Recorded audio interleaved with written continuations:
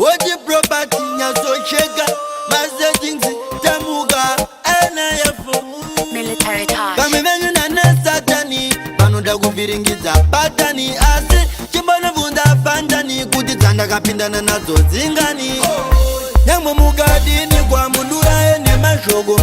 anopfura gara mjenditaura kutosimisa dongo yangu kuona njinyura asi yamumboziva kazandakasangana nazo mbokubvira njikura izvo zvinondisimbisa saka mtona mangoma wobo inini nchinyora handina matesatani asi ndine wobo zvemapatani tariya kuti vanondivenga vangani handivhunduki hazvise zvinyowani ndiri kuzama vandimise ndiri pamishani zvimangoma ndiri kugadzira zvinyowani chimomirai kuvenga majamani kuno tinogadzira mapatani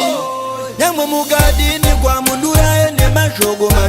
anopfura gara mjenditaura kutosimisa dongo yangu kuona njinyura asi yamumboziva kazandakasangana nazo mbokubvira njikura izvo zvinondisimbisa saka mtona mangoma wobo inini nchinyora vane moyo yakaipa vanongomirira kufambisa zvakaipa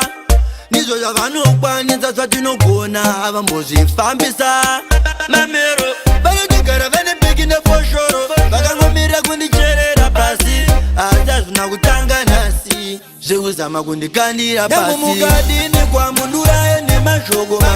anopfura gara mjenditaura kutosimisa dongo yangu kuona njinyura asi yamumboziva kazandakasangana nazo mbokubvira njikura izvo zvinondisimbisa saka mtona mangoma wobo inini nchinyora handina matesatani asi ndine wobo zvemapatani tarira kuti vanondivenga vangani handivhunduki hazvise zvinyowani ndiri kuzama vandimise ndiri pamishani zvimangoma ndiri kugadzira zvinyowani chimomirai kuvenga majamani kuno tinogadzira mapatani nyangwe mugadini kwa munduraye nemashoko anopfura gara mjenditaura kutosimisa dongo yangu kuona njinyura asi yamumboziva kazandakasangana nazo mbokubvira njikura izvo zvinondisimbisa saka mtona mangoma wobo inini nchinyora nyangwe mugadini kwa munduraye nemashoko anopfura gara mjenditaura kutosimisa dongo yangu kuona njinyura asi yamumboziva kazandakasangana nazo mbokubvira njikura izvo zvinondisimbisa saka mtona mangoma wobo inini nchinyora pamwe venyu nanasatani vanoda kuvhiringidza patani asi chimbonobvunza pandani kuti dzandakapindana nadzo dzingani nyangwe mugadini kwa munduraye nemashoko